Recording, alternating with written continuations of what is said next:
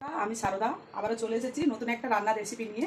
তো আমি এখন কি বানাবো দেখুন, পনিরের মালাই কোফতা। আপনারা দেখতে থাকুন। ওটাকে সেদ্ধ করে নিতে হবে। এখন পেঁয়াজগুলো ছুলে নিচ্ছি, এগুলোকে সেদ্ধ বসাতে হবে। তো আমি দেখাচ্ছি। লঙ্কাগুলোকে এখন পরিষ্কার করে ধুয়ে নেব, বোটাটা ছাড়িয়ে। তো পেঁয়াজগুলো কেটে নিচ্ছি, এগুলো সেদ্ধ দেবো জলের মধ্যে।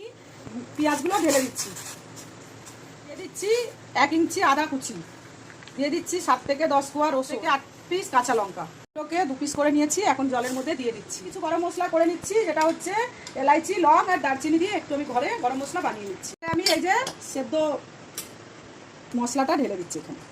টমেটো, আদা নিয়ে নিয়েছি, এটা হাতের সাহায্যে খুব ভালো করে ম্যাশ করে নিতে, ভালো করে ম্যাশ করে নিয়েছি। এবার এর মধ্যে আমি কিছু শুকনো মশলা অ্যাড করব।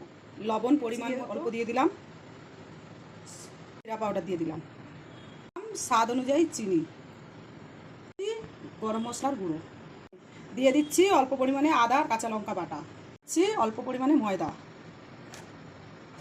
2 চামচ, আলু সেদ্ধ।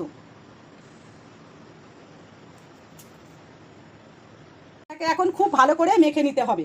এইগুলোকে কোফতার আকারে গড়ে নিতে হবে। তো কিভাবে গড়ি একবার দেখে নিন। এই যে প্রথমে কিশমিশ দিলাম, দিয়ে ব্যাস ভালো করে একটুখানি এটাকে পাকিয়ে এরকম করে একটু ল্যাংচার আকারে করে নিতে হবে।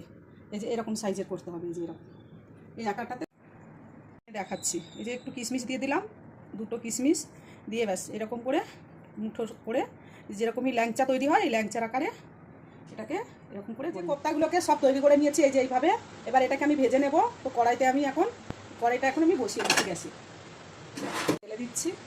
এই যে সেদ্ধ করা টমেটো পেঁয়াজগুলোকে আমি এখন মিক্সি বলে দিয়ে দিচ্ছি। এটাকে আমি এখন পেস্ট করে নেব। দিয়ে দিচ্ছি সাদা তেল এগুলোকে ভেজে নেওয়ার জন্য। এই যে মিক্সিতে যে পেস্টটা বানিয়ে রেখেছি, এবার এটাকে আমি ছাঁকনির মধ্যে দিয়ে ছেঁকে নেব।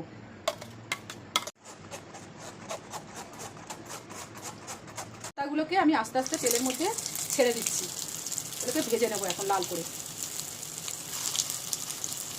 একটু নাড়িয়ে দিলাম, একটু আস্তে আস্তে করে একটু ভেজে নিতে হবে, একটু আস্তে আস্তে। গ্যাসের ফ্লেমটা একটু কম করে আস্তে আস্তে একটু লাল করে ভেজে নিতে হবে। এবার এইগুলোকে আমি খুব ভালো করে লাল করে ভেজে এই যে এখন আমি উঠিয়ে রাখছি। এবারে যে বাকিগুলো বেঁচে আছে এগুলোকেও আমি ভেজে নিচ্ছি ভালো করে।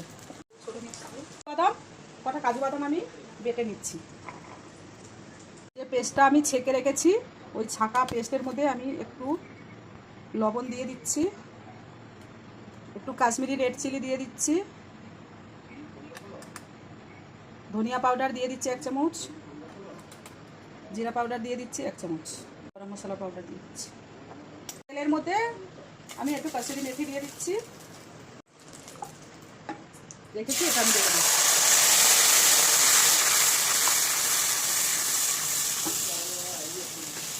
এটাকে খুব ভালো করে কষিয়ে নিতে হবে যতক্ষণ না তেল ছাড়ে। দিয়ে দিতে হবে স্বাদ মতো চিনি, একটু মিষ্টি মিষ্টি হয় মালাই কোফতা।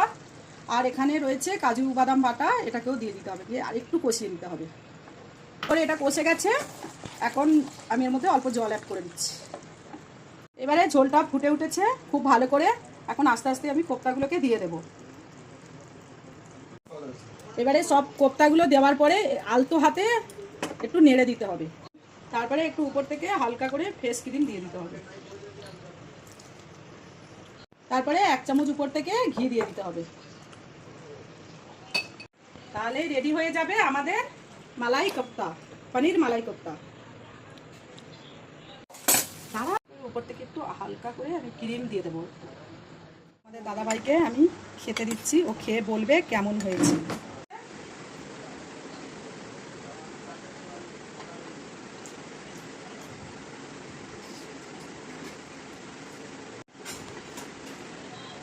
খুব ভালো হয়েছে, আপনারা বাড়িতে বানিয়ে খেয়ে দেখবেন, আশা করি ভালো লাগে। খুব ভালো।